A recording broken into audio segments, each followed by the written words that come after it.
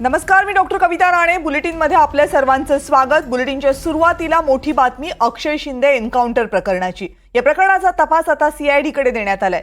सीआयडीचे अधीक्षक या पथकाचे प्रमुख असतील. सीआयडीचे एक पथक मुंब्रा पोलीस ठाण्यामध्ये दाखल झाले. नवी मुंबईच्या सीआयडी अधीक्षकांकडून या प्रकरणाचा तपास सुरू करण्यात आलाय.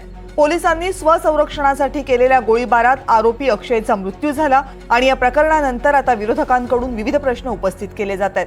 विरोधकांकडून सातत्याने या प्रकरणाची चौकशी केली जावी अशी मागणी केली जात होती आणि अखेर या प्रकरणाचा तपास सीआयडी कडे वर्ग करण्यात येणार असल्याची माहिती समोर आली आहे. या संदर्भातली आणखीन माहिती देण्यासाठी आपले प्रतिनिधी निनाद करमरकर आता आपल्या सोबत आहेत. निनाद, सीआयडी कडनं हा तपास केला जातोय, या संदर्भात आणखीन काय अपडेट आहे?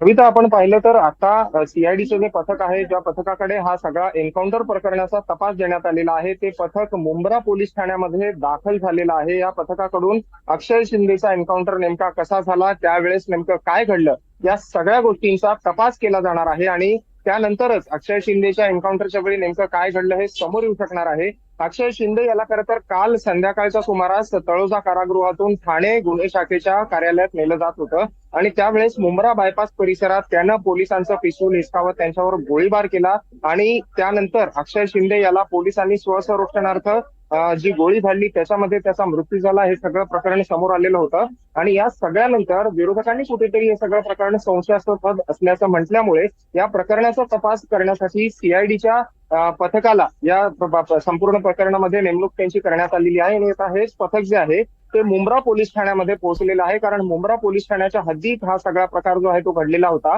आणि त्यामुळेच मुंब्रा पोलिसांकडून या सगळ्या प्रकाराची माहिती आता हे सीआयडीचं जे पथक आहे ते घेणार आहे. धन्यवाद तुम्ही दिलेल्या सगळ्या सविस्तर माहितीबद्दल निनाद. तर सीआयडी कडून या प्रकरणाची आता चौकशी केली जाणार आहे, कारण काल हे प्रकरण समोर आल्यानंतर विरोधकांनी या बाबतीत अनेक सवाल उपस्थित करायला सुरुवात केलेली आहे. एन्काउंटर प्रकरणातले अधिकारी असतील किंवा जिथे एन्काउंटर झालं, ज्या पद्धतीने हे एन्काउंटर झालं, त्या सगळ्यावरच विरोधकांनी अनेक सवाल उपस्थित केलेत आणि म्हणूनच या प्रकरणाची चौकशी करण्यासाठी सीआयडीची नेमणूक करण्यात आलेली आहे. नवी मुंबई सीआयडी कडून या प्रकरणाचा तपास केला जाणार आहे. सीआयडीचे अधीक्षक सध्या मुंब्रा पोलीस स्थानकामध्ये पोहोचलेत, कारण मुंब्रा बायपासवर ही घटना काल घडली होती.